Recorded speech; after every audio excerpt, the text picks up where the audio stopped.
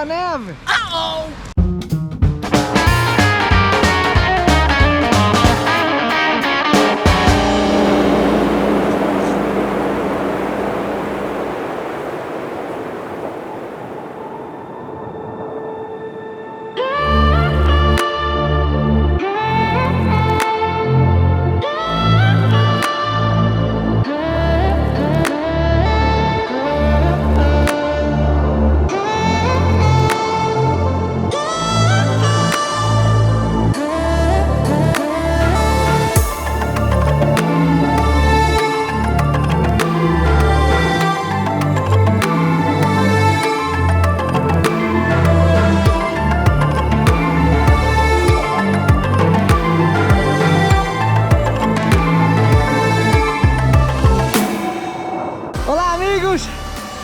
Está muito frio, começámos bem o ano, estamos numa universidade que é a Gérard de Mer, as estações de ski estão fechadas, tirando algumas partes em que as pessoas podem andar a pé, fazer um bocadinho de desporto, ou então descer pequenas rampas, como aquelas que a gente vamos mostrar mais tarde.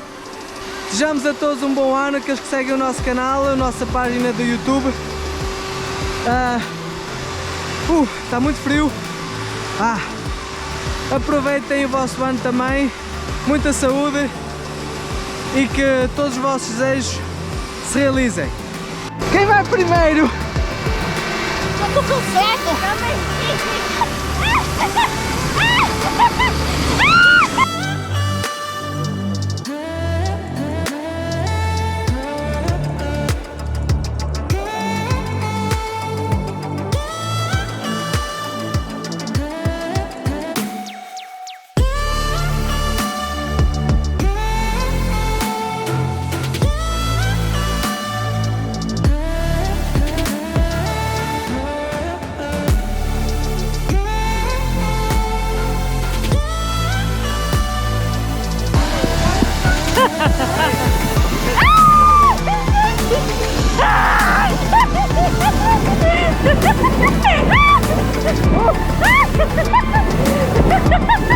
Cuidado com o homem, cuidado com o homem.